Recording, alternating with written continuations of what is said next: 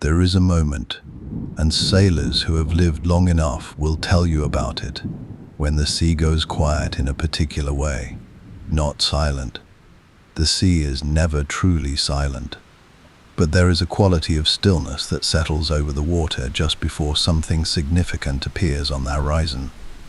The gulls sense it, the rigging feels it, and the men standing watch at the bow, squinting into the salt-bright distance, feel it somewhere deep in their chest before they can explain why. Then, slowly, a shape emerges from the line where the sky meets the water, low to the surface, lean, moving with a kind of unhurried confidence that suggests it has no need to hurry, because nothing alive on these waters can outrun it anyway. This is the frigate, and once you have seen one under full sail, cutting through open ocean with every inch of canvas drawing wind, you understand immediately why the admiralties of the world's great naval powers spent the better part of 2 centuries arguing over who built them best, who crewed them finest, and who, in the end, would own the seas. Toll. The world into which the frigate was born was a world still learning what the ocean truly was. For centuries, man's relationship with the sea had been one of cautious negotiation. Ships were built wide, built heavy, built to carry cargo, soldiers, cannon, provisions for months at a time. The great ships of the line, those floating fortresses that formed the spine of every serious navy, were extraordinary achievements of engineering and ambition. They bristled with gun ports stacked 2 and 3 decks high. They could absorb punishment that would reduce lesser vessels to kindling. In a pitched fleet engagement, nothing was more formidable. But formidable, as any honest sailor would confess, is a different thing entirely from fast. The ships of the line were not built for speed. They were built for standing still in the water and exchanging fire until one side could stand it no longer.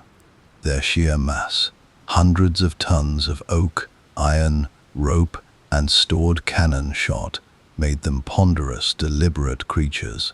They needed favorable winds long before they could be said to be moving with any real purpose, against a determined enemy who simply chose not to fight on those terms, who chose instead to run, to maneuver, to dart and vanish into the vast blue anonymity of open ocean. The great ship of the line was, despite all its terrifying power, essentially helpless. This was the gap that shaped the age of sail. This was the silence in naval doctrine that every admiral, every merchant company, every coastal government quietly dreaded, because out there, beyond the reach of the great lumbering battleships, the ocean was anything but quiet. Sea. The sea lanes of the 17th and 18th centuries were among the most consequential corridors in human history. Gold from the Americas, spices from the East Indies, silk, porcelain, timber, slaves, tobacco. The wealth of entire continents moved across these waters in wooden hulls crewed by exhausted men, watched over by indifferent stars. And they were watched by other eyes as well. Piracy in the age of sail was not merely a romantic adventure of popular imagination, though imagination has certainly done its best work on the subject. It was an organized, calculated, and extraordinarily lucrative enterprise. The golden age of piracy, roughly spanning the 1650s through the early decades of the 18th century, produced men who operated with the strategic coherence of small militaries and the financial ambition of trading companies. They knew the shipping lanes. They knew the seasonal winds. They knew exactly where and when the richest prizes would be most vulnerable, most isolated, most far from anything resembling help. And they were, almost to a man, faster than anything sent to catch them. A pirate sloop, stripped of unnecessary weight, rigged for speed and maneuverability in shallow coastal waters, could run rings around a ship of the line. It could slip into harbors and coves that a deep draft warship could never enter. It could vanish into a squall and re-emerge 50 miles away before any pursuer had finished the sentence. What the world needed, What the merchants demanded, what the admiralties knew but had not yet fully answered, was something in between, not a fortress, not a sloop, something that could move, something with enough cannon to matter and enough speed to catch anything it set its sights upon. Something with the range to patrol vast stretches of open ocean, the shallow enough draft to enter coastal waters, and the endurance to stay at sea for months without resupply. Something, in short, that the pirates of the Golden Age had never faced before and were entirely unprepared for. The answer was already taking shape in the shipyards of England, France, and the Dutch Republic, in the quiet geometry of a naval architect's drafting table, in the careful calculations of hull length to beam ratio, in decisions about where to place the gun deck, high enough to fight in heavy seas, low enough to keep the ship's center of gravity where it needed to be. The answer had clean lines, tall masts, and a speed that, in the right wind, seemed to border on the impossible. The frigate was coming, and the ocean would never be quite the same. There is an old saying among the men who built wooden warships, passed down through generations of shipwrights, the way certain kinds of knowledge always are. Quietly, in the shadow of great timber frames, with sawdust still settling in the air around them, a ship, they would say, is not built. It is argued into existence. Every plank, every joint, every decision about where to carry weight and where to shed it. These were not merely technical choices. They were positions in a long, ongoing debate between competing visions of what a ship was supposed to be. Speed against stability, firepower against maneuverability, draft against range. The men who designed the great warships of the Age of Sail were not simply engineers. They were philosophers of motion, working in oak and hemp and iron, trying to answer a question that had no perfect answer. The frigate was, in many ways, the most interesting answer any of them ever gave.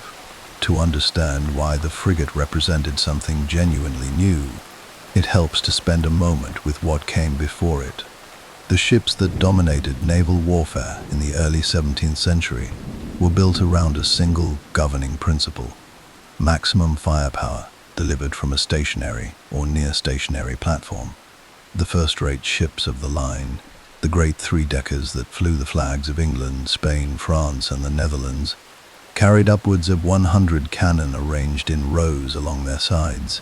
When these ships engaged one another at close range, the noise was described by survivors as something beyond hearing, something felt in the body rather than processed by the ears.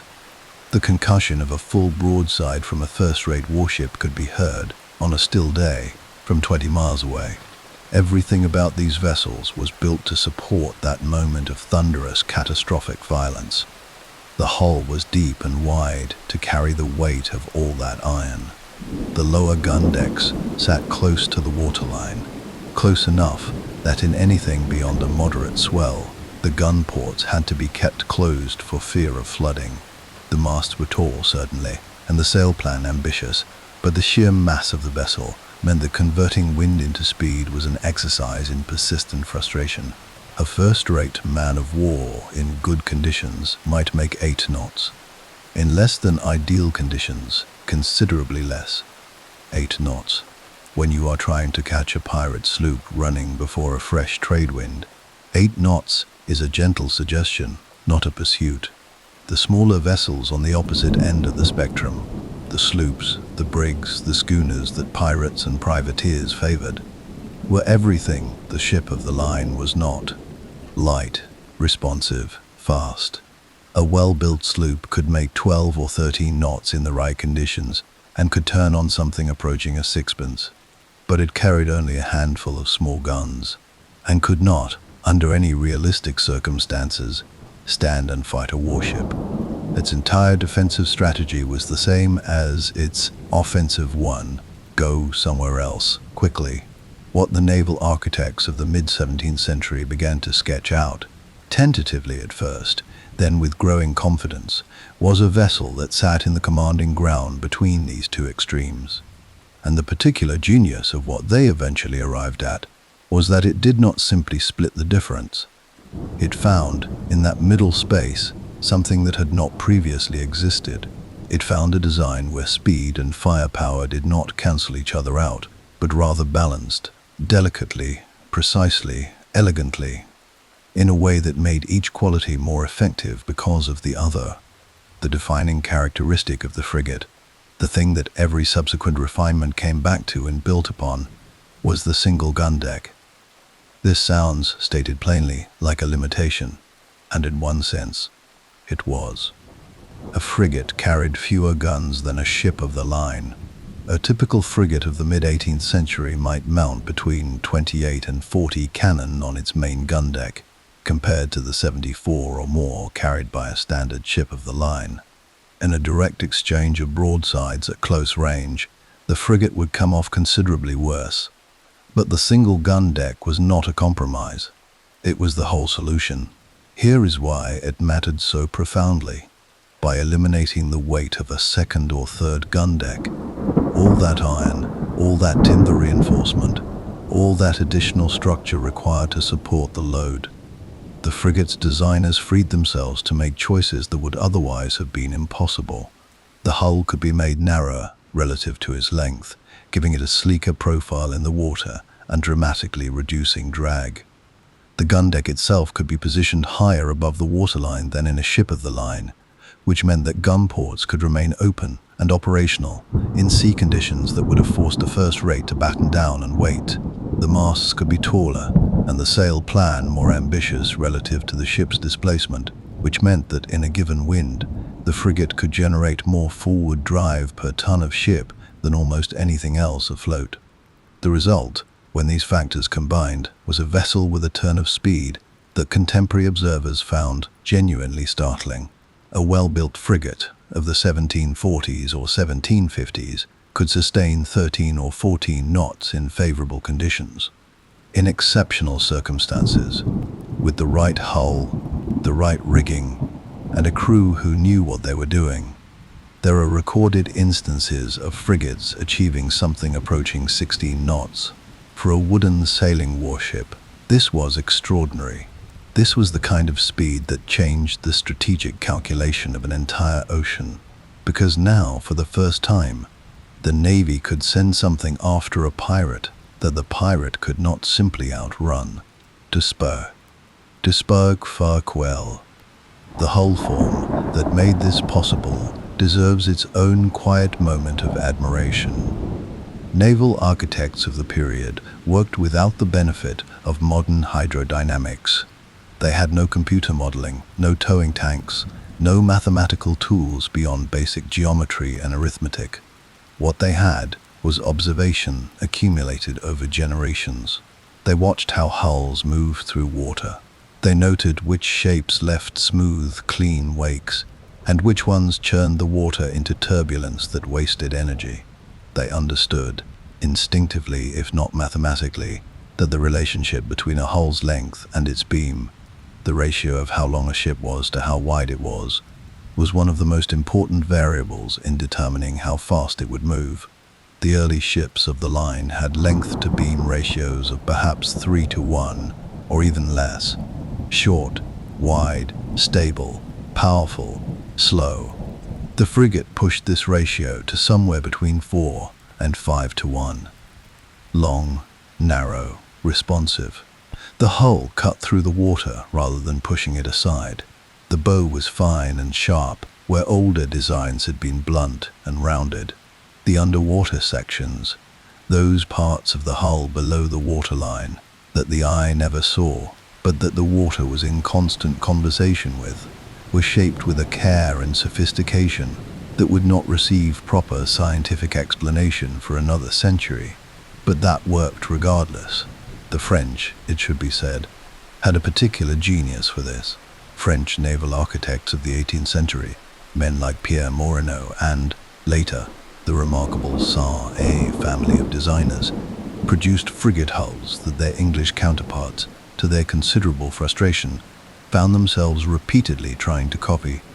When the Royal Navy captured a French frigate in good condition, the standing orders were often to take her lines, to make detailed measurements of every curve and angle of her hull. before doing anything else. There was no shame in this. The French had simply worked out certain things about underwater hull form that the English were still in the process of learning. The English, for their part, had advantages of their own. Their shipbuilding timber, specifically the English oak that came from the great forests of Kent and the Weald, was among the hardest and most durable available anywhere in the world. A ship built from good English oak could survive at sea far longer than one built from the softer timbers that other nations were sometimes forced to use. And the English shipyards, particularly the Royal Dockyards at Portsmouth, Plymouth and Chatham, were the most productive in the world. When England needed frigates, it could build them faster than anyone else. This mattered. In war, quantity has a quality all its own, but raw hull speed was only part of what made the frigate exceptional. The other part, equally important, and in some ways more demanding of skill, was the rigging. A sailing warship is, at its most fundamental, a machine for converting wind into motion. The hull determines how efficiently that motion translates into speed through water. The rigging determines how much of the available wind can be captured and used in the first place. The frigate was ship-rigged, meaning it carried square sails on all three of its masts, supplemented by fore and aft sails on the bowsprit and between the masts. This gave it a sail plan of considerable complexity and, in capable hands, remarkable flexibility. Different combinations of sail could be set for different wind conditions. In a light breeze, the frigate would spread every stitch of canvas it possessed. Every square sail, every staysail, every studding sail rigged out on extensions of the yards, creating an enormous surface area to catch even the faintest movement of air. In a strong wind, canvas would be reduced systematically, reefed or furled, to keep the ship driving hard through the water without over-pressing the masts or risking the loss of spars. This management of sail was not a simple thing. It required a crew who knew the ship intimately, who understood how she behaved in different conditions, who could move with confidence and speed through the rigging regardless of the angle of heel or the violence of the sea. A frigate under sail in heavy weather was not a comfortable place to work. The deck could be angled at 15 or 20 degrees from horizontal, wet with spray, shuddering with the impact of every wave. The men working aloft on the yards were doing so, 100 feet above that moving, tilting deck, with only their own grip and balance between them and the sea. They did this willingly, these men, because they understood, in the way that sailors understand things, not through words but through accumulated physical experience, that the speed the rigging gave them was also the thing that kept them alive. A fast ship could choose its fights. A slow one could not. Then there was the question of where to put the guns.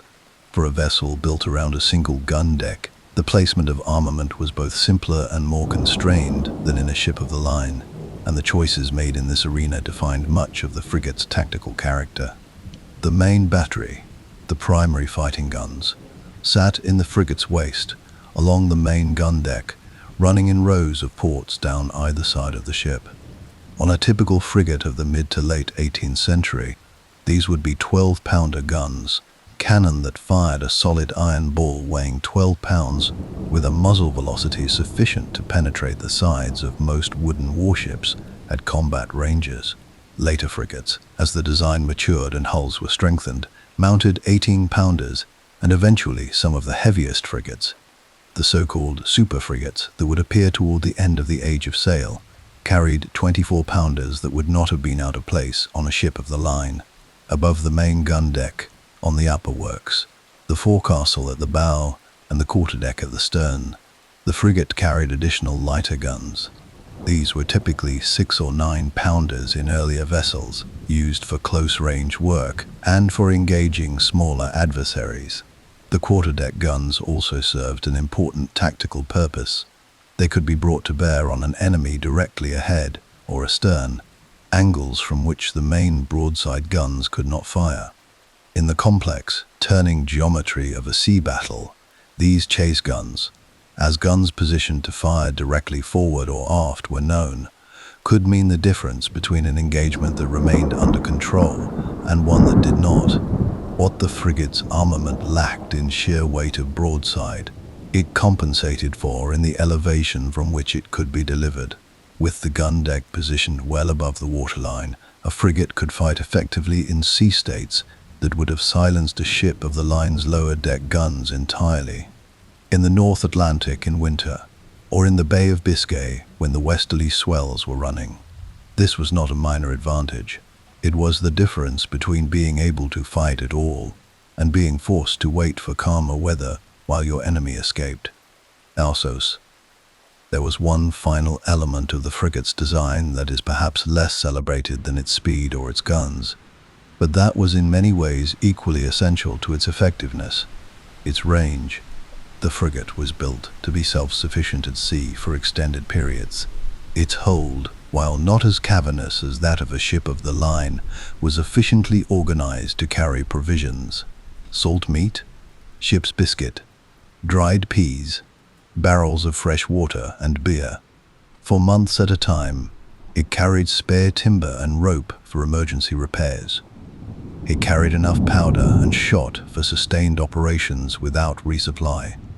This meant that a frigate could be sent out on independent patrol, detached from the main fleet, operating alone over vast stretches of ocean, and trusted to complete a mission without constant support. It could cruise the trade routes of the Caribbean for a season. It could patrol the West African coast. It could range across the North Atlantic from the Azores to the banks of Newfoundland, watching for enemy shipping, intercepting privateers, gathering intelligence. It was this independent capability, this ability to operate alone for long periods over great distances, that made the frigate the essential tool of the age of sail's strategic geography. A fleet of ships of the line could win a great battle, but it was the frigates, spread across the ocean in ones and twos, that controlled what happened between the battles. And it was the frigates, faster than anything the pirates could put to sea, armed well enough to destroy anything they caught, enduring enough to keep the sea lanes under constant watch. That finally began to change the strategic equation for the men who preyed upon the trade routes of the world.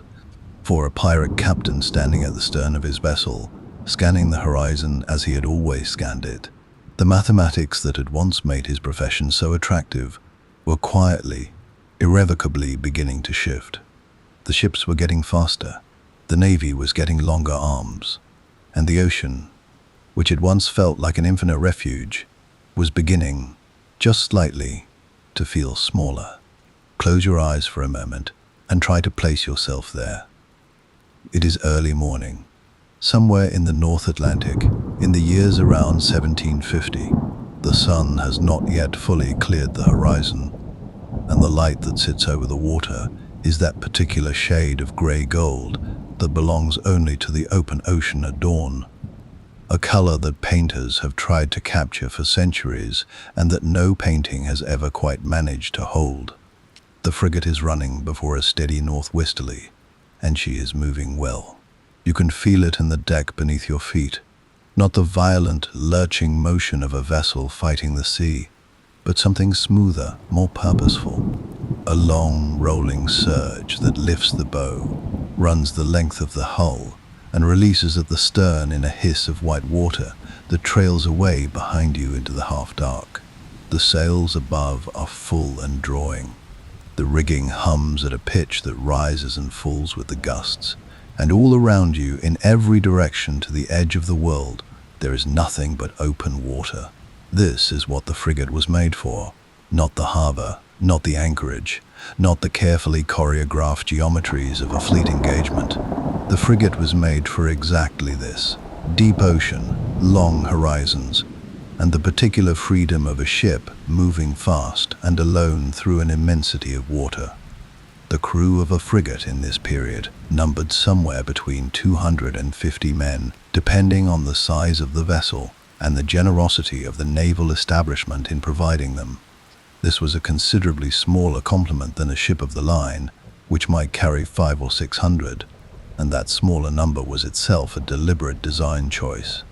Every man on a frigate had to earn his place in a way that was, perhaps, less urgently demanded on larger vessels. On a ship of the line, the sheer mass of manpower meant that inefficiencies could be absorbed, that a proportion of the crew could be inexperienced or unwell, without it fundamentally compromising the vessel's capability. The ship was powerful enough, slow enough, and mechanical enough in its tactical role that it could carry passengers in the broader sense.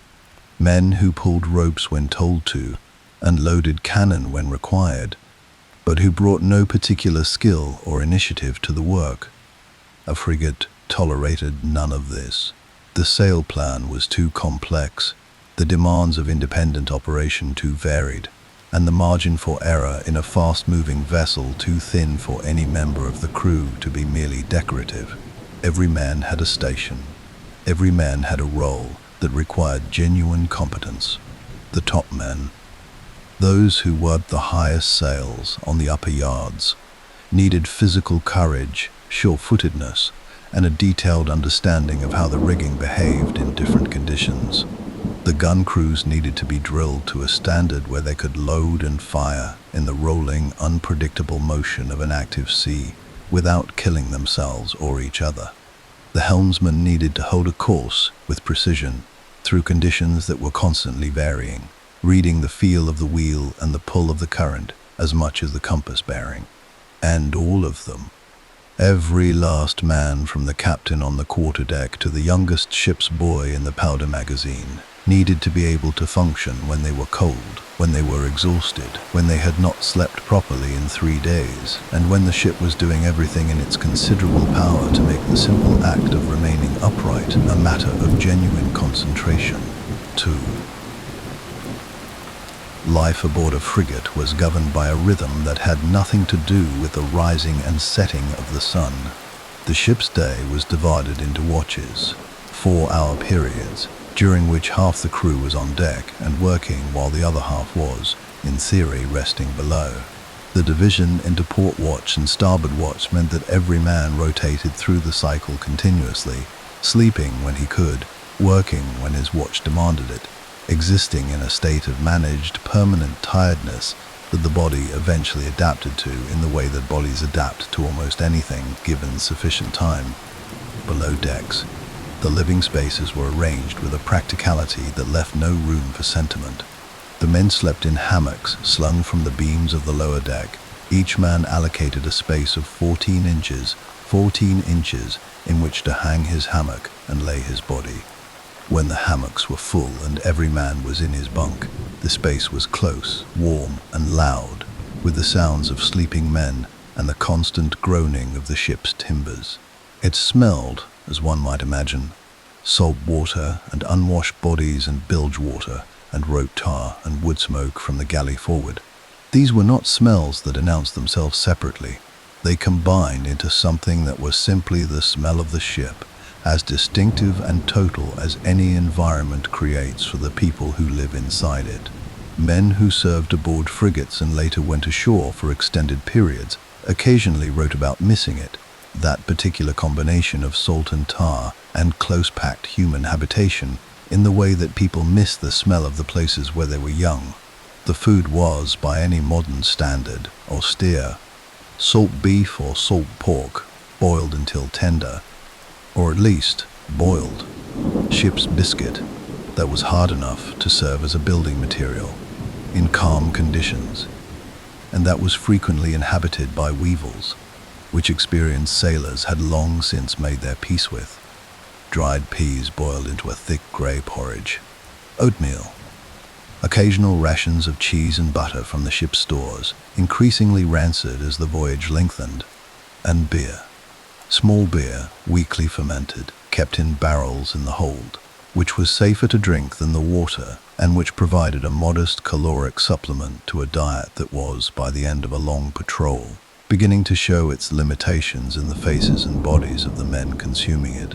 And yet, there are accounts, written by officers, by surgeons, by the occasional literate rating who kept a journal, that describe life aboard a frigate at sea with something that reads, despite everything, like affection.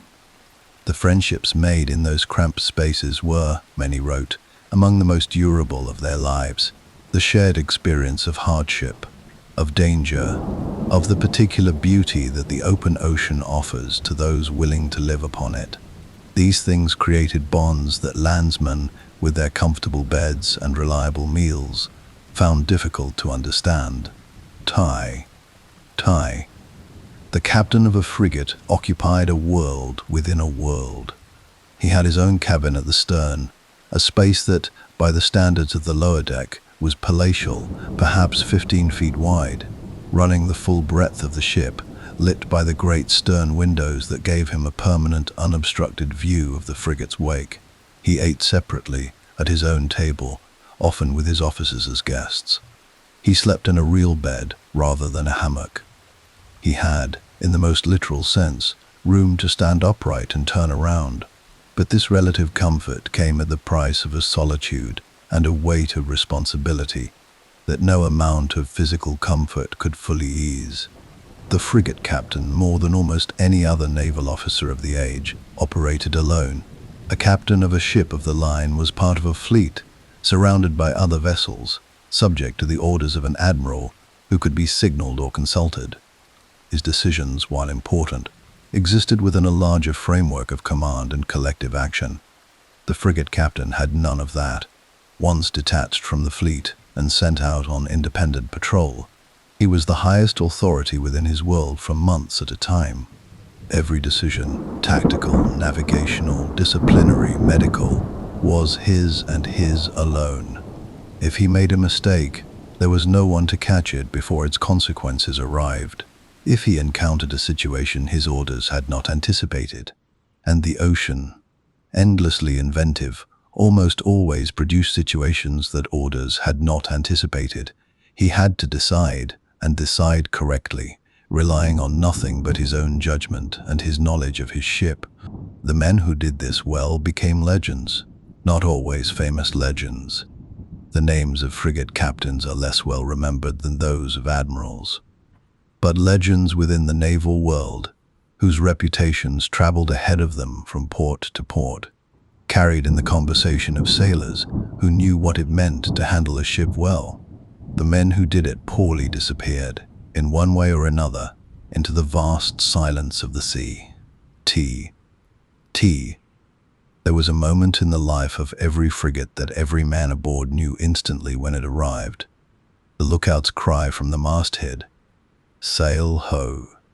2 syllables that transformed the ship in seconds. The watch below came tumbling up through the hatches, not yet fully awake, pulling on jackets. The officers appeared on the quarterdeck. The captain, who had been there already, or who arrived within moments, raised his telescope and found the distant smudge of canvas that the lookout's sharper eyes had spotted first. And then came the assessment. The sequence of questions that every experienced frigate captain worked through in the same order, automatically, the way a craftsman handles a familiar tool. Where is she? What heading? What rig? What flag? If any flag was showing, which often told you less than it seemed to, since flags could be changed as easily as a man changes his coat. What is she doing? Running, approaching, hove to. How does she sit in the water, light and high, suggesting an empty hold, or low and heavy with cargo? And the final question, the one that every other question was in service of, what is she? Friend or enemy? Merchant or warship? Prize or threat? The answer shaped everything that followed, and the captain had to arrive at it with imperfect information, at a distance, in conditions that might be clouding over, and a wind that might be shifting, while 200 men waited on his quarterdeck and in his rigging for the word that would tell them what their afternoon was going to look like. This was the frigate at work. This was the texture of independent patrol in the age of sail. Long stretches of ocean routine punctuated by these sharp moments of assessment and decision. Each one a small drama complete in itself. Each one a test of everything the captain and his crew had become through months of sailing together. Some of those distant sails led to nothing.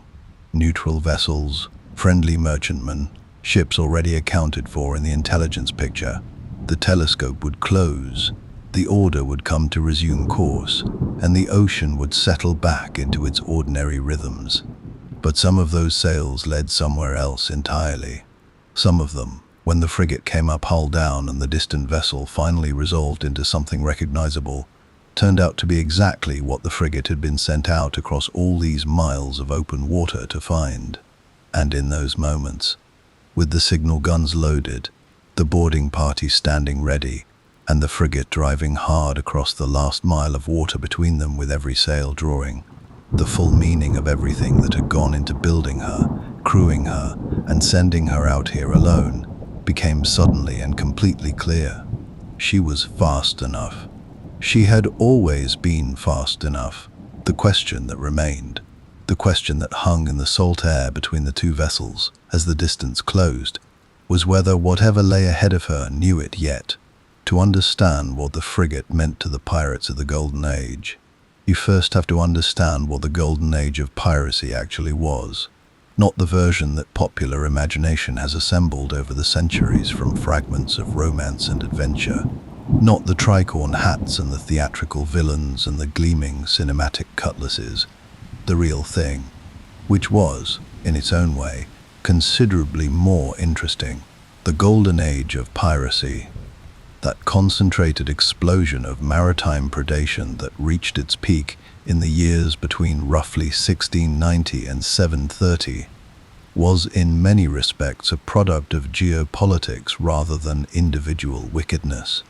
The great wars of the late 17th and early 18th centuries had created an enormous pool of skilled, experienced, and unemployed seamen. When the War of the Spanish Succession ended in 1713 and the navies of Europe began demobilizing on a massive scale, tens of thousands of men who knew the sea intimately and had no other marketable skill found themselves set ashore with a small purse of back pay and no clear prospect of what came next. Some found berths on merchant vessels, some drifted into coastal trades, and some, a significant number, in the end, made their way to the edges of the maritime world where the rules were thinner and the opportunities for men willing to take them were considerable. The Caribbean was the center of gravity for much of what followed. It was, in the early 18th century, among the most economically consequential bodies of water on Earth. Spanish treasure fleets moving gold and silver from the New World. English and French merchant vessels carrying sugar, tobacco, indigo, and rum from the plantation colonies of the islands. Dutch traders working the inter-island routes with characteristic precision and persistence. All of this commerce, moving through waters that were warm, complicated with islands and shallow passages and hidden anchorages, and patrolled, where it was patrolled at all, by naval forces that were stretched desperately thin. The pirates understood this geography, the way a craftsman understands his workshop. They knew which channels were too shallow for deep draft warships to follow them through. They knew which islands offered fresh water and careening beaches where a hull could be cleaned of weed and barnacles. Weed and barnacles being the silent enemies of speed, the thing that turned a fast vessel into a merely adequate one.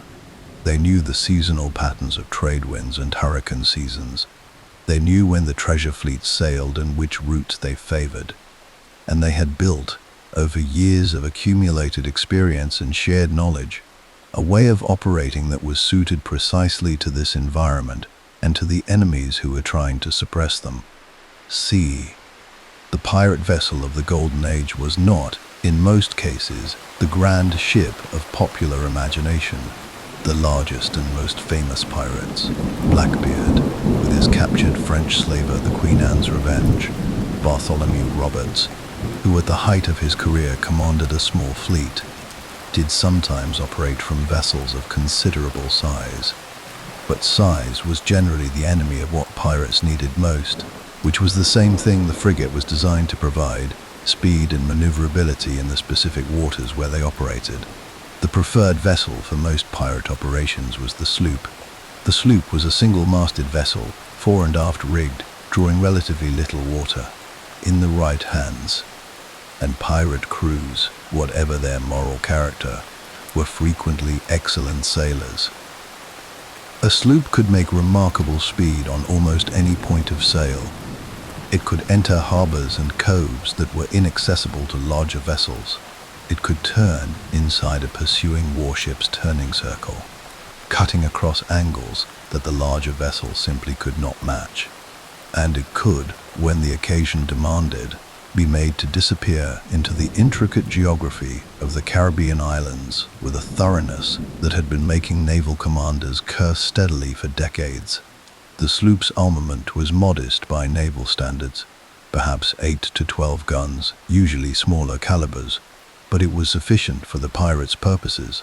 Their preferred method of operation was not the heroic broadside exchange of naval legend. It was the threat of violence rather than its delivery. Most merchant vessels, when confronted by a well-crewed pirate sloop with gun ports open and a flag that communicated unmistakable intent, made a practical calculation. The cargo was not worth the blood. They struck their colors and allowed themselves to be boarded when the calculation went the other way. When a merchant vessel was armed enough to resist, or foolish enough to try, the pirates could be devastating, but they preferred not to damage the prize. Damaged prizes meant lost cargo. It was, above all, a business. Against this world, the early naval response was, to put it charitably, inadequate.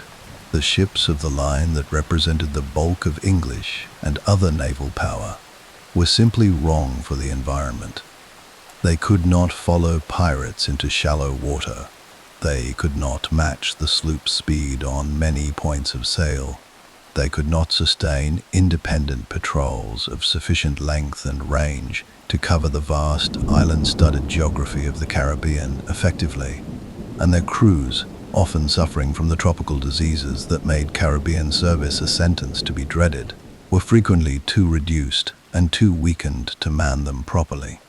The smaller naval vessels that were available, the occasional sloop or brigantine that the Navy managed to deploy, were better suited to the environment, but they were too lightly armed and too few in number to make a systematic difference. Pirates operating in these waters during the peak years of the Golden Age did so with a degree of impunity that was, by the second decade of the 18th century, becoming an acute political problem for the governments whose commerce was being so efficiently preyed upon. Merchant companies petitioned. Governors of colonial ports wrote increasingly desperate dispatches. Insurance rates for Caribbean shipping climbed to levels that were beginning to threaten the economic viability of the trade routes themselves. Something had to change, and what changed, slowly, imperfectly, but with gathering momentum through the 1710s and 1720s, was the deployment of the frigate. The frigate's arrival in Caribbean waters in any serious number did not happen overnight. Naval procurement moves at its own pace, which has never been particularly rapid, and the competing demands of European politics meant that the available frigates were always being pulled in multiple directions. The wars with France and Spain required frigates in European waters. The East India trade required frigates in the Indian Ocean. The Caribbean had to compete for resources with every other strategic priority of the age. But compete it did with increasing urgency, and the frigates began to arrive. And when they did, the mathematics of piracy began to change. The frigate's speed was the first revelation. A pirate sloop that had spent years operating on the confident assumption that nothing the Navy could put to sea could match it in a chase now found, with occasionally alarming suddenness, that this was no longer entirely true. A well-found frigate, in open water with a good breeze, could run down a sloop. Not always, not in every condition. The shallow draft advantage that allowed pirates to slip into waters a frigate could not follow remained real and remained significant. But the automatic, reflexive confidence that open water meant safety that if you could just get clear of the anchorage and into the open sea, the Navy could not touch you. That confidence began to develop cracks. There were encounters during this period that entered the oral history of the Caribbean sea lanes almost immediately, passed from crew to crew in the taverns of Port Royal and Nassau and Tortuga. Stories of pirate vessels that had thrown everything overboard to lighten ship. Cannon, spare anchors, water barrels, the contents of the hold they had just finished risking their lives to fill, and had still found a frigate drawing up on them in the late afternoon light, with a patience that had something almost leisurely about it. The frigate did not need to hurry. That was the thing that unnerved men who were used to outrunning everything. The frigate just needed to keep coming. Oh, quo. The name that appears most consistently in the records of this period, both in the naval dispatches that found their way back to London and in the broader literature of the Golden Age, is that of Woodes Rogers. Rogers was not a naval officer by original profession. He was a privateer, a man who had operated with official sanction in precisely the grey space between legitimate naval warfare and piracy that the age of sail found so difficult to define cleanly. He had circumnavigated the globe between 1708 and 1711, an achievement that brought him considerable fame and, eventually, the attention of those in power who were looking for men who understood the maritime world well enough to do something practical about the piracy problem. In 1718, Rogers arrived in Nassau in the Bahamas as the newly appointed royal governor of the colony, with a mandate to suppress piracy in the surrounding waters and a small squadron of ships, including frigates, with which to pursue that mandate. What followed was one of the more instructive episodes of the Golden Age. Rogers understood pirates better than most governors because he had operated in adjacent waters by adjacent methods for much of his working life. He knew that the purely military approach, simply deploying frigates and hoping to hunt down every pirate vessel in the Caribbean, was insufficient on its own. The ocean was too large, the hiding places were too many, and the pirates, warned of approaching warships by a network of informants and sympathizers among the island populations, could move faster than naval intelligence could reliably track them. So Rogers combined the military pressure with something else. He offered pardons, genuine, legally binding pardons for all past acts of piracy, to any pirate willing to come in, surrender, and commit to legitimate employment. It was a pragmatic offer that divided the pirate world along lines that already existed within it. Many pirates, particularly the older ones, the ones who had accumulated something worth protecting and who had begun to think about what their futures looked like, took it. They walked into Nassau, signed the papers, and became, however improbably, respectable members of colonial society. Those who refused, who burned the pardon offer and declared their intention to keep sailing under the black flag, found that Rogers had reserved the frigates specifically for them. The encounters that followed were decisive. Pirates who had held Nassau, or the surrounding waters, as effectively their own territory for years, suddenly found themselves pressed between the pardon offer and the very real threat of ships that could match their speed and substantially exceed their firepower. The calculus that had made piracy so attractive, high reward, acceptable risk, the near certainty of escape if things went wrong, had been fundamentally altered. Capture, under these new conditions, meant the gallows. There were public hangings in Nassau during this period, the bodies of executed pirates left in chains at the harbor entrance as a message to any vessel approaching from sea. Rogers understood the value of visible deterrence with the same cold clarity that he understood everything else about the problem. The impact on the Golden Age was not instantaneous, and it would be dishonest to suggest that the frigate alone ended piracy in the Caribbean. The story was more complex than that, as these stories always are. Disease played a role. The tropical illnesses that ravaged pirate crews, yellow fever above all, but also malaria, dysentery, and the cumulative effects of poor nutrition and exposure, were as effective as any naval action in reducing the available manpower for piracy. A pirate crew that had been at sea for months, working short-handed and sick, was not the formidable force it appeared to be when fresh and healthy. Economics played a role as well. As naval pressure increased and the risk of capture rose, the insurance costs and operational expenses of piracy began to approach the returns it generated. The business model was degrading. Men who might have chosen piracy in 1710, when the risk-reward calculation strongly favored it, made different choices in 1725, when the calculation had shifted considerably, and politics played a role. The gradual improvement in relations between the European powers after the Treaty of Utrecht removed some of the political ambiguity that had allowed pirates to operate under the informal protection of governors and officials, who found them useful in wartime and inconvenient but tolerated in peace. But through all of this, the frigate was the thread that ran consistently. It was the physical embodiment of state power extended across deep water. It was the thing that made the Caribbean, and then the Atlantic, and then, eventually, every ocean of consequence, small enough for the Navy to reach any corner of it. The golden age of piracy did not end with a single great battle. It faded over the course of a decade or so, as the conditions that had made it possible were one by one removed. The most famous names: Blackbeard, killed in a brutal close-quarters fight in a North Carolina inlet in 1718. Bartholomew Roberts, shot by grapeshot from a naval vessel in 1722 off the coast of West Africa. Calico Jack Rackham, captured by a Jamaican naval sloop and hanged at Port Royal that same year.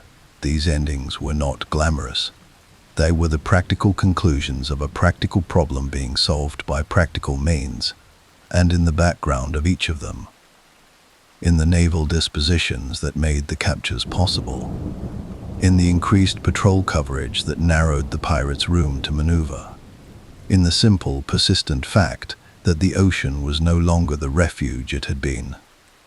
The frigate was present, fast, ranging, patient in the way that only something purpose-built for a task can be patient. The hunters had found their stride, and the golden age, for all its color and violence and strange, terrible freedom, was drawing quietly to a close.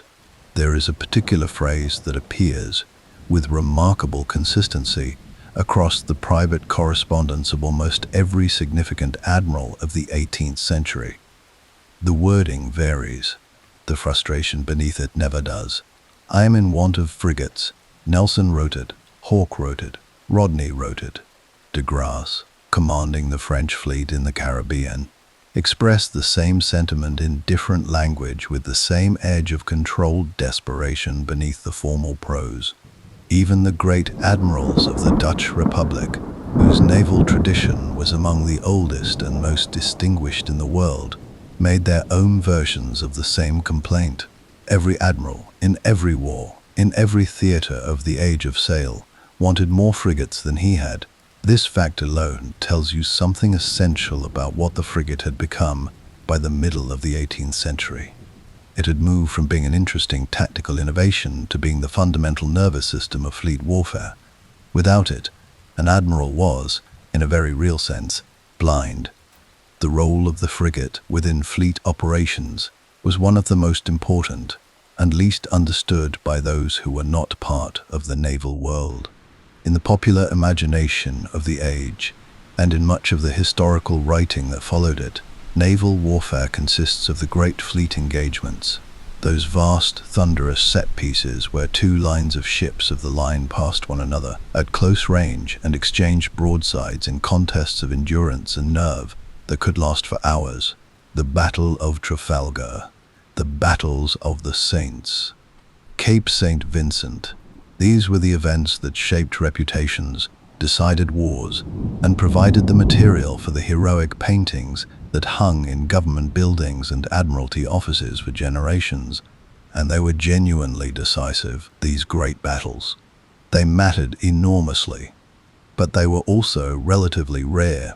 The business of naval war, the daily, grinding, strategically crucial work that filled the months between the great engagements was done almost entirely by frigates. Consider what a fleet of ships of the line actually required in order to function. It needed to know where the enemy was, at all times, in all weathers, across hundreds of miles of open ocean. It needed warning of approaching enemy forces with sufficient time to form its line of battle. A maneuver that, with dozens of large, unwieldy vessels, took time and required sea room and could not be improvised at the last moment. It needed intelligence about what lay in the harbors and anchorages ahead. How many ships, of what size, in what state of readiness. It needed its own supply lines protected and the enemy's disrupted. It needed communications maintained between separated squadrons operating in different parts of the same theater. All of this, every single element of it, required frigates. They were the scouts sent ahead of the fleet to find the enemy and report back. They were the vessels stationed to windward in a fleet engagement to relay signals between ships whose line of sight was obscured by smoke.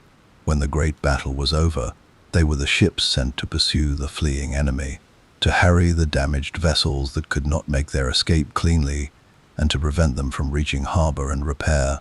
Between engagements, they ranged independently across the theater, watching enemy ports, intercepting dispatch vessels, snapping up merchant shipping, and generally maintaining a pressure on the enemy's maritime commerce that was economically significant even when it was not dramatic. The admiral without frigates was an admiral operating in the dark. He could not know what he needed to know to make the decisions that victory required. He was commanding with his eyes closed. This is what Nelson meant when he wrote those letters.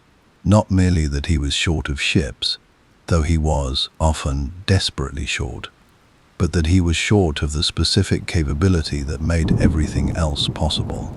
The 7 Years' War, which ran from 1756 to 1763, was in many respects the crucible in which the frigate's mature role was defined. It was, in scope, genuinely a world war, fought across Europe, North America, the Caribbean, West Africa, and India simultaneously, with naval power as the connective tissue that held the entire British strategic position together. The distances involved were extraordinary. A dispatch from the Admiralty in London might take 2 months to reach a squadron operating in the East Indies. The commander on the spot had to make decisions, consequential decisions, decisions that could affect the outcome of operations affecting thousands of men and millions of pounds, with information that was already old when it arrived and might be completely superseded by the time any response could be sent. Into this vast, slow-turning strategic machine, the frigate inserted something like speed and responsiveness.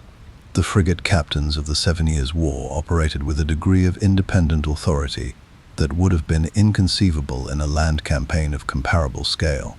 They made decisions, committed resources, and engaged enemies based on their own assessment of situations that no one in London had yet heard about and would not hear about for weeks. The best of them developed a strategic instinct, a feel for what the larger situation required, and how their particular ship could best serve it. That was one of the more remarkable products of the Age of Sail's peculiar blend of central direction and operational autonomy.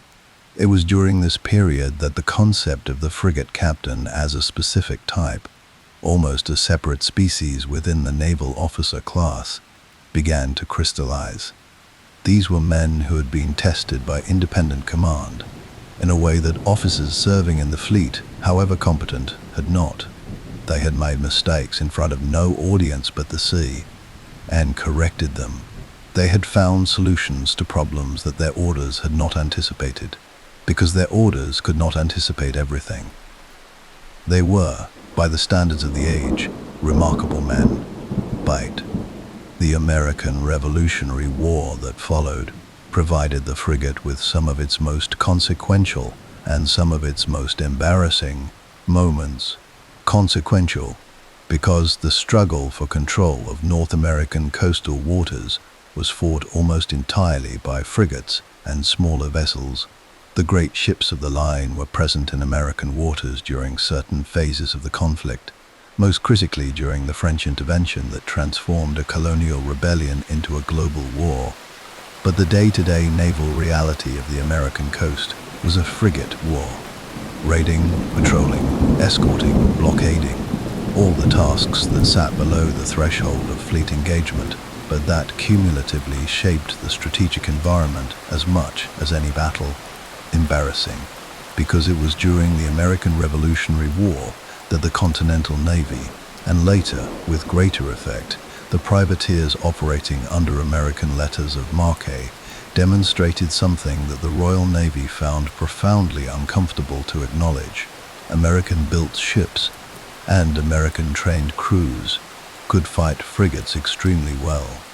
The American shipbuilding tradition had produced vessels that were, in certain respects, superior to their British equivalents. American forests, particularly the live oak of the southern colonies, provided shipbuilding timber of exceptional quality. American designers, working in a tradition that valued speed and responsiveness, had arrived independently at hull forms that emphasized those qualities. And American crews, many of them from maritime communities where deep-water sailing was a normal part of life, were competent, experienced, and motivated in ways that impressed even their adversaries. The frigate actions of the American Revolutionary War were not all American victories, far from it, but they established, in the minds of naval professionals on both sides of the Atlantic, a respect for American naval capability that would have important consequences when the two nations next found themselves at war. But it was the French Revolutionary and Napoleonic Wars, that long, exhausting, world-altering conflict that consumed the last years of the 18th century and the first decade and a half of the 19th. That brought the frigate to its fullest expression. The scale of naval operations during this period was unprecedented. Britain, fighting for its national survival against a France that controlled most of continental Europe, deployed its navy with a comprehensiveness and strategic sophistication that had no historical parallel. Ships of the line blockaded the great French naval ports, Brest, Toulon, Rochefort, in operations that lasted years, maintaining their stations through Atlantic winters that tested men and timber to the limits of what either could bear. Frigates, in their dozens, ranged ahead of and around these blockading fleets, watching for any movement from the harbors, intercepting the coastal traffic that sustained the French war economy, and providing the blockading admirals with the intelligence they needed to maintain the strategic stranglehold. The frigate captains of this period became, in the culture of the age, something close to celebrities. Their individual actions, the single-ship duels, the daring cutting-out expeditions into defended harbors, the captures of enemy frigates in well-matched contests, were reported in the London newspapers and followed by a public that understood, with the instinctive comprehension of an island nation, that these were the men standing between England and the consequences of losing control of the sea. Lord Cochrane, who would later, in retirement, advise the navies of 3 separate South American republics, and whose extraordinary career provided much of the inspiration for the fictional heroes that novelists of the age generated in such abundance, was a frigate captain. His operations in the Mediterranean, particularly his handling of the small frigate Speedy against opponents of substantially greater force, were the kind of actions that made reputations in the naval world and stories in the drawing rooms of London. Edward Pellew, who eventually rose to command the Channel Fleet as Admiral Lord Exmouth, built the foundation of his reputation as a frigate captain of exceptional skill, a man whose instinctive feel for what a frigate could do in difficult conditions was so precise that his contemporaries sometimes struggled to distinguish between his seamanship and something that looked, from the outside, almost like luck. These men, and the dozens of others like them, who commanded frigates during the great wars against France, were the product of a system that had, over the better part of a century, worked out what the frigate was for and how to produce the people capable of using it to its fullest potential. How?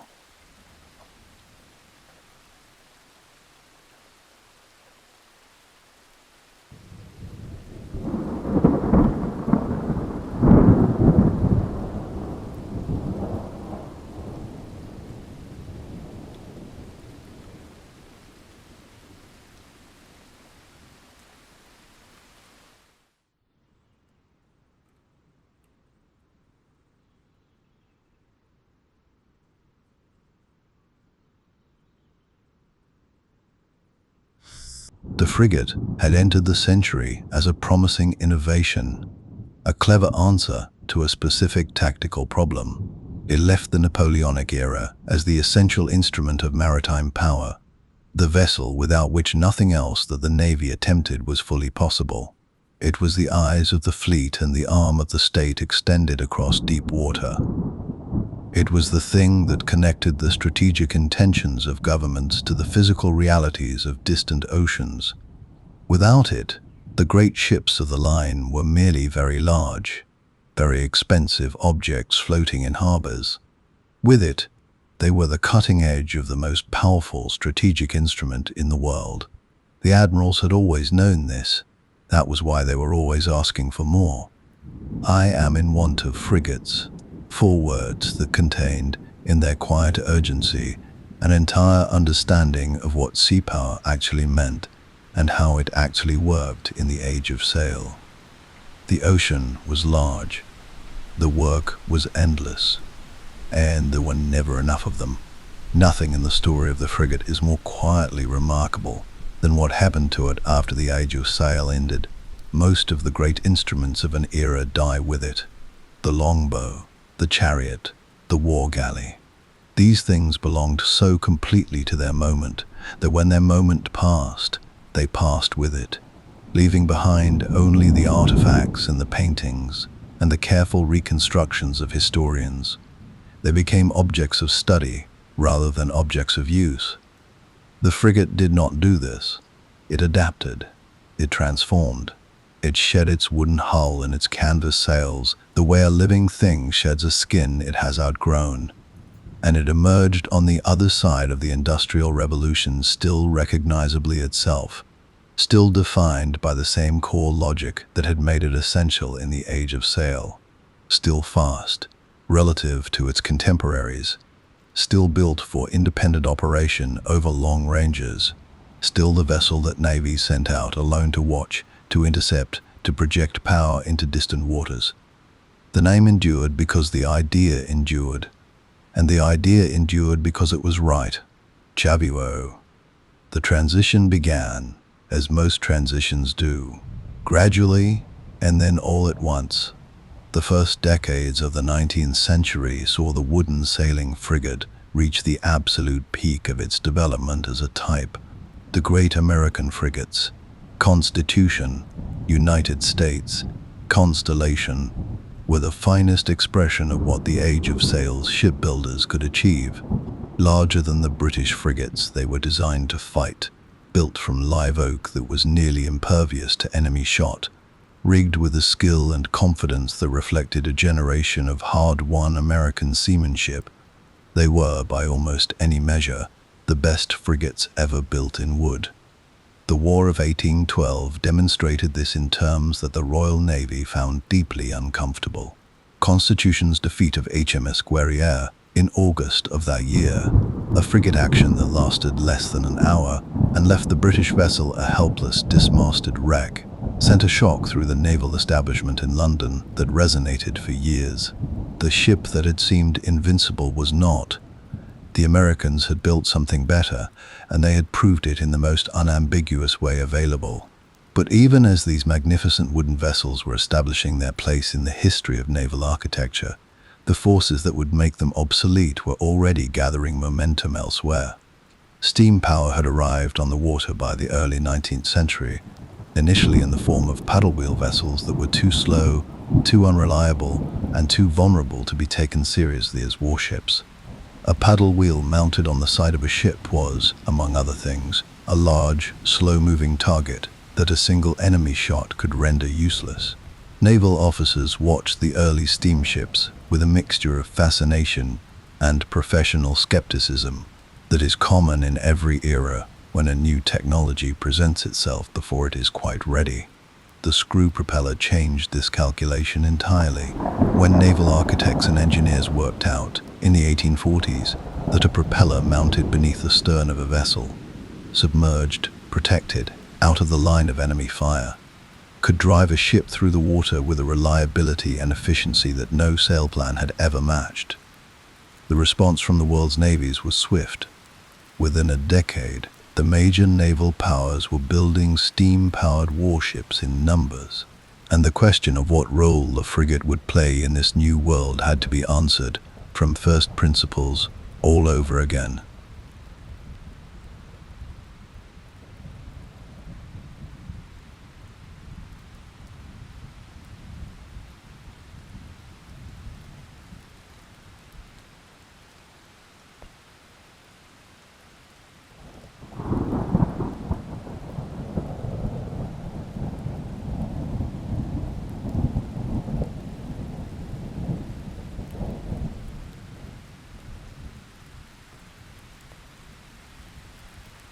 The steam frigate, iron-hulled, screw-driven, still carrying a significant armament arranged along its sides, occupied precisely the same strategic niche that its wooden predecessor had filled in the Age of Sail. It was faster than the battleships. It had longer range, relative to its size, than the larger vessels. It was suited to independent operation in distant waters. It could project naval power into corners of the world that the great armored battleships of the industrial age could not easily reach, or could not reach in sufficient time. The American Civil War, which unfolded between 1861 and 1865, provided the first systematic test of what steam-powered naval warfare actually looked like in practice. And what it showed, among many other things, was that the frigate's role had survived the transition from sail to steam essentially intact. Union frigates enforced the blockade of Confederate ports that slowly strangled the Southern economy. Confederate commerce raiders, most famously the Alabama, a steam-powered cruiser that in another age would simply have been called a frigate, ranged across the Atlantic and into the Pacific, hunting Union merchant shipping with a freedom of movement and a range of action that would have been immediately recognizable to any frigate captain of the Napoleonic era. The Alabama was eventually run down and sunk off the coast of Cherbourg in June 1864 by USS Kearsarge in an engagement that drew spectators in small boats from the French port to watch. It was, in its essentials, a frigate duel. Two fast, independently operating warships fighting a single-ship action far from any fleet, in a tradition that stretched back through Pellew and Cochrane to the earliest patrols of the Age of Sail. The ships had changed. The logic had not. The 20th century brought changes of a different order of magnitude entirely. Two world wars reshaped naval thinking in ways that the admirals of the Age of Sail would have found, literally, incomprehensible. Aircraft carriers made the great gun-armed battleship obsolete almost overnight. Submarines introduced a dimension of naval warfare, the war beneath the surface, that had no historical parallel. Radar, sonar, radio communication, and eventually guided missiles transformed the tactical and strategic environment so completely that the wooden frigates of Nelson's era seemed to belong not merely to a different century, but to a different world. And yet, through all of this transformation, the frigate survived. The modern frigate, and every major navy in the world operates them today, is in most physical respects unrecognizable from its 18th century ancestor. It is built from steel and aluminium. It is powered by gas turbine engines, capable of driving it through the water at speeds that would have seemed miraculous to any sailor of the Age of Sail. It carries guided missiles instead of cannon, helicopters instead of longboats, sonar arrays and electronic warfare systems instead of telescopes and signal flags. Its crew is a fraction the size of a Napoleonic frigate's complement, because the technology does the work that human muscle and skill once did. But look past the technology to the underlying logic of what a frigate is, and what it is for, and the continuity becomes unmistakable. The modern frigate is fast relative to the other major warships in any fleet. It is designed for independent operation over long distances without constant support. It is the vessel that navies send out to escort convoys across open ocean, to patrol distant sea lanes, to intercept and investigate contacts of interest, to project naval presence into waters where a larger warship cannot be maintained or is not warranted. It is the workhorse of the fleet. The vessel that is always busy, always at sea, always engaged in the persistent, unglamorous, essential work that keeps the oceans safe for the commerce that the modern world depends upon, just as completely as the 18th century depended on its sugar fleets and its treasure galleons.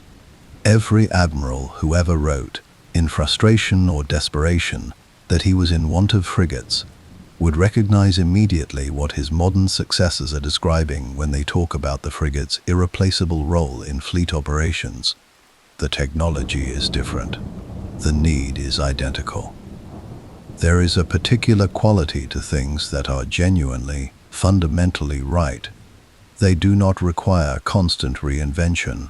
They do not need to be replaced every generation by something built on an entirely different principle. They simply persist, adapting their external form as the world changes around them, while their essential logic remains stable, because their essential logic is a correct answer to a permanent question. The question, in the case of the frigate, is this: how do you project naval power effectively across vast distances, in conditions that vary from calm to violent, against enemies who may be anywhere on a very large ocean, when you cannot afford to send your most powerful and expensive assets to every corner of that ocean simultaneously? The age of sail answered that question with oak and canvas, and the skill of men who had learned to read the wind. The age of steam answered it with iron and coal, and engines that could maintain speed regardless of where the wind was blowing. The modern age answers it with steel and turbines and electronics of extraordinary sophistication. But it is the same answer, given in the language of each era in turn. The frigate, in all its forms, across all its centuries, is the instrument that fills the space between the fleet's most powerful elements and the infinite, demanding geography of the open ocean. It is the thing that keeps the sea lanes open, the thing that watches the horizon, the thing that goes where it is sent, alone if necessary, for as long as necessary, and does what needs to be done. Sun Pan. The sun is setting now over a particular stretch of ocean. It does not matter which ocean. The quality of the light at this hour is the same everywhere. Gold going to amber, going to the deep, saturated blue that precedes the dark. And there, on the horizon, a shape, low and lean and moving with that familiar, purposeful confidence, fast enough that a careful eye can detect the difference between its speed and the drift of the whitecaps around it, far enough away that its details are lost in the distance, that it is simply a silhouette against the fading light. It might be 1750. It might be 1850. It might be today. The shape does not change. The purpose does not change. The frigate is out there, doing what it has always done, what it will always do, as long as navies need to watch over the waters that connect the world to itself. Ranging, watching, keeping the long, patient vigil that the ocean requires, and moving, always moving, with a speed that makes the horizon feel, to any vessel unwise enough to think it can outrun such a thing, considerably closer than it looks.